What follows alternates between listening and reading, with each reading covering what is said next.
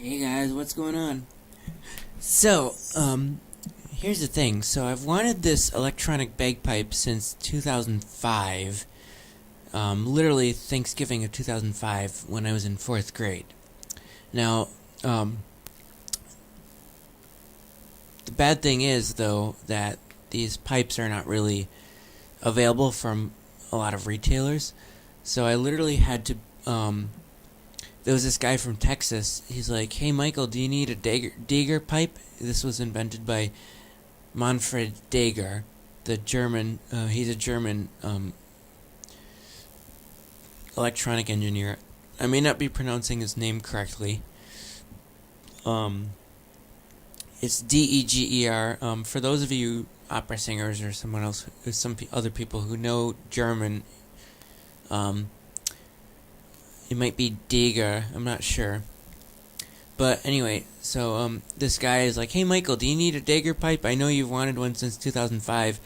He said, "I got 2 sets of red pipes for Christmas, and I feel like I want to sell you my Dager." I'm like, "Oh my gosh, yeah, go ahead."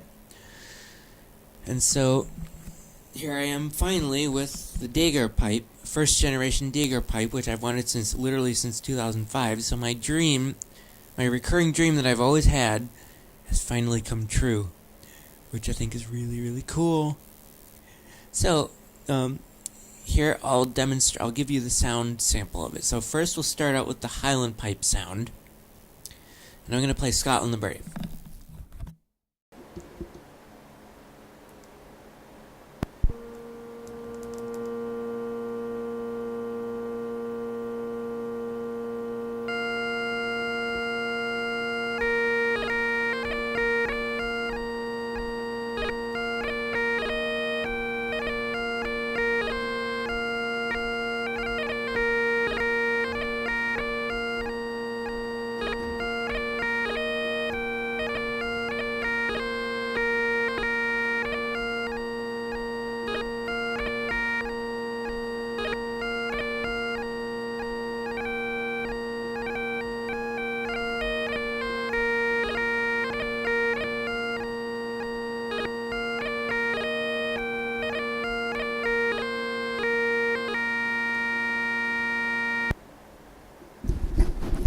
So you've got the seven finger holes and one thumb hole in the back, and then right down the middle you've got another thumb hole to start the sound.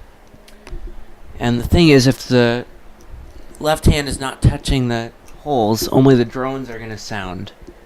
And as soon as the upper hand touches the holes, the drones will start sounding. And there's this really long thumb pad that you have to be connected to, either the thumb pad or there's a fake metal blowpipe at the top that you need to be connected to. And if you're connected to either one of those, the chanter will go. So here's what it would sound like if you don't have your finger on either the thumb pad or the blowpipe. I'll start it up first.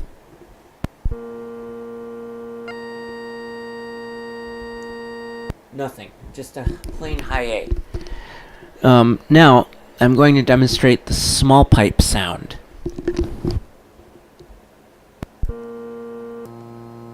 Okay, you hear I switched it to small... You hear that I switched to small pipe sound.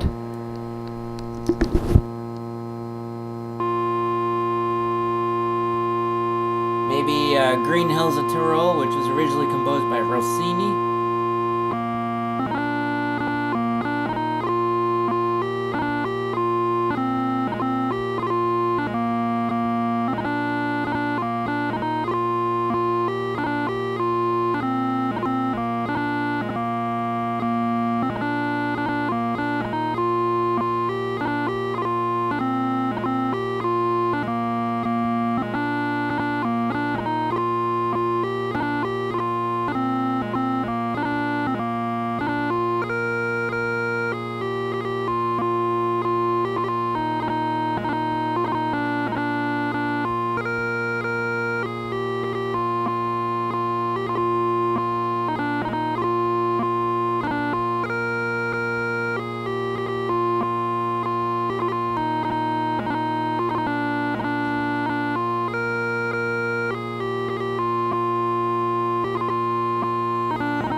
spills over.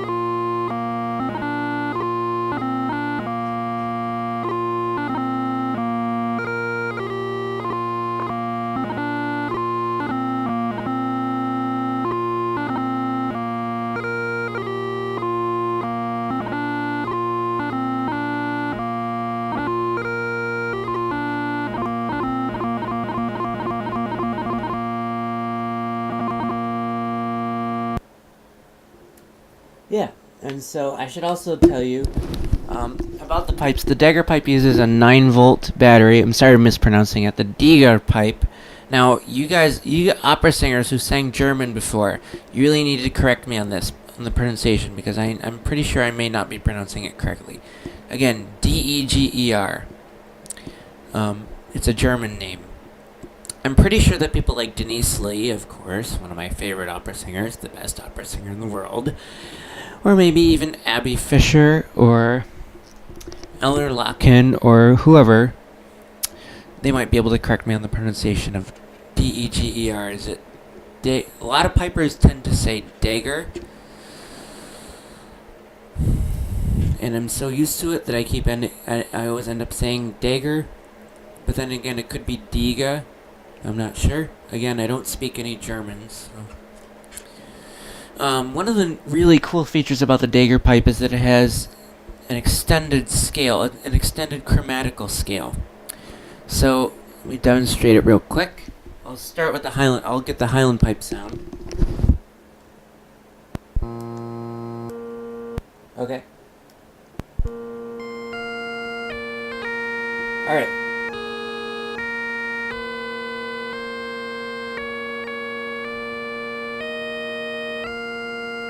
Oops.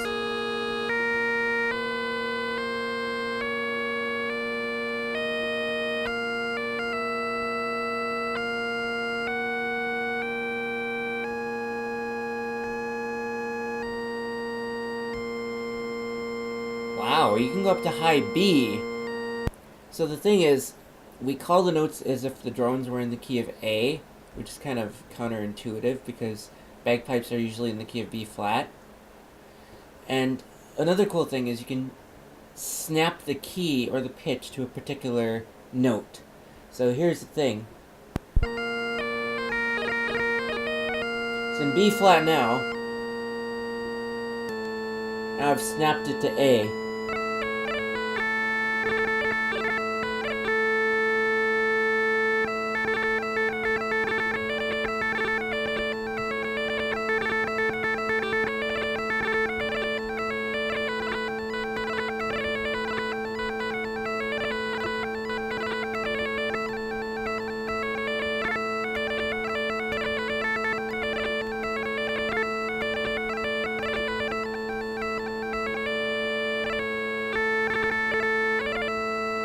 So you can do a high B, which means you're able to play quite a few tunes that you probably wouldn't be able to play on the real Highland pipe chanter, which is very advantageous.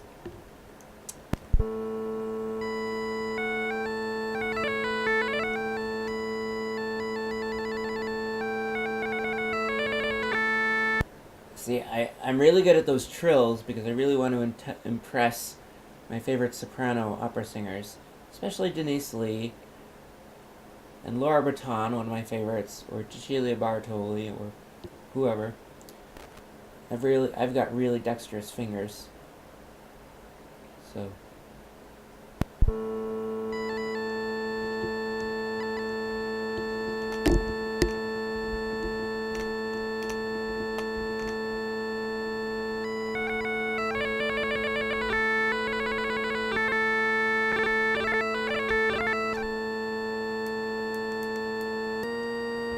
it back to B flat. So another thing you can do is oops.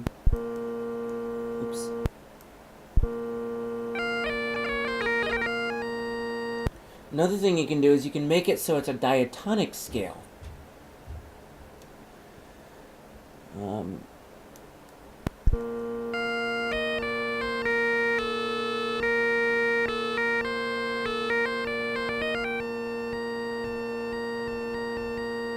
Again, if the drones were in the key of A, the relationship between the notes, the high G sharp is super sharp, so it's not in tune. But you can also do that on the small pipe sound.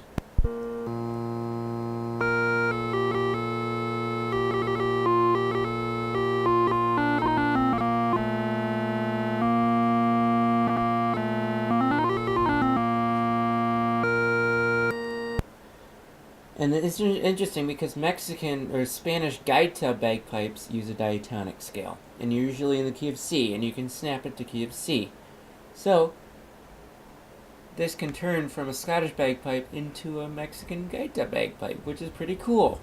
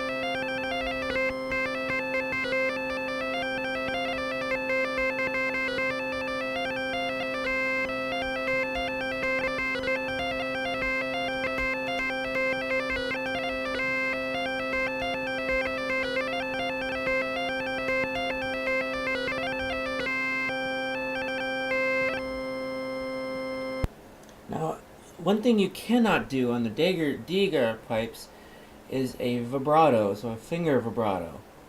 So that's one thing that I'm pretty sure the opera singers here are not going to like about the Deger pipe.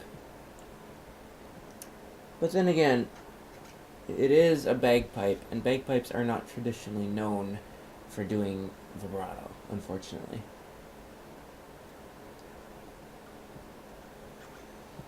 So, I don't know if I mentioned this, but the Deger pipe uses a 9-volt battery, so these are the kinds of batteries used in fire alarms, which is kind of advantageous because being blind, obviously fire alarms might make people go deaf, and people like Denise Lee, who is also blind, Denise Lee is also blind compared to just like myself, why can't you just take the battery out of the fire alarm, put it in your Deger pipe?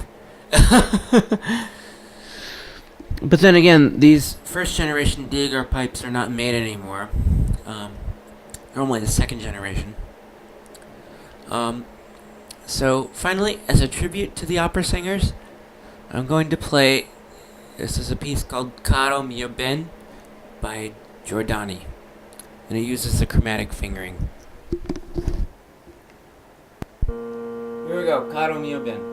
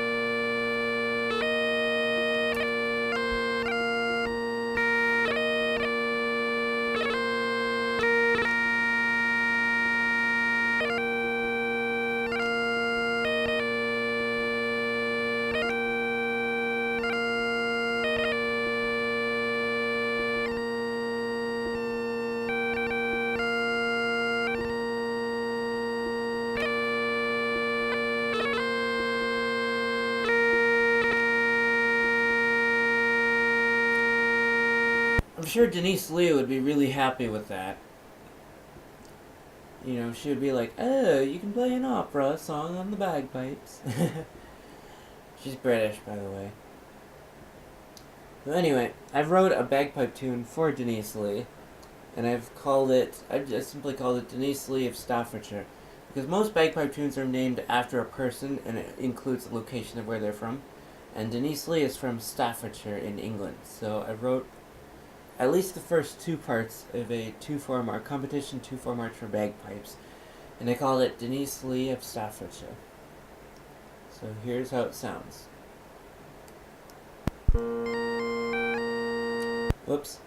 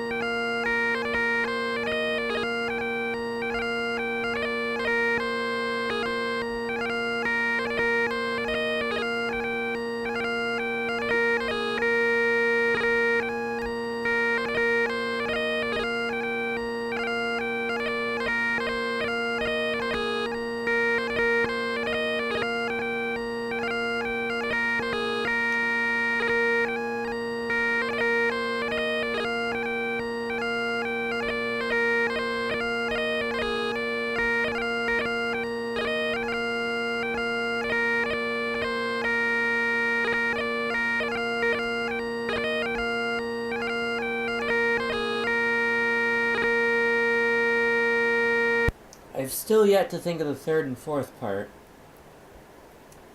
but nevertheless, now that I don't have to keep worrying about when am I going to get a Diegard pipe, especially the first generation,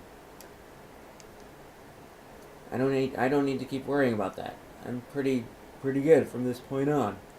And I'm so glad I got a first generation Diegard pipe, because it seems like all these pipers I talk to, "Hey, do you have an electronic bagpipe?" And they would go, "Yes, I do." "What kind?" "A Diegard."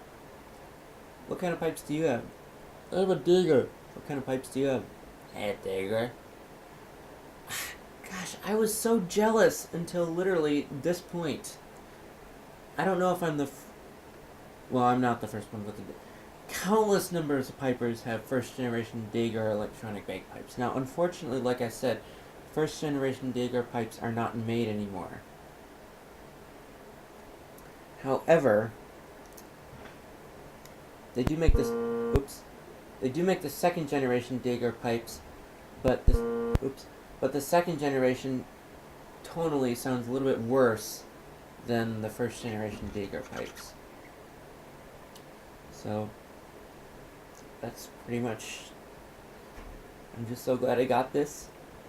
I will tell you that I was at the bar recently, so I guess that's what you get for being a little bit drunk. So piping may not be the very best, but nevertheless, I'm sure I hope you enjoyed it.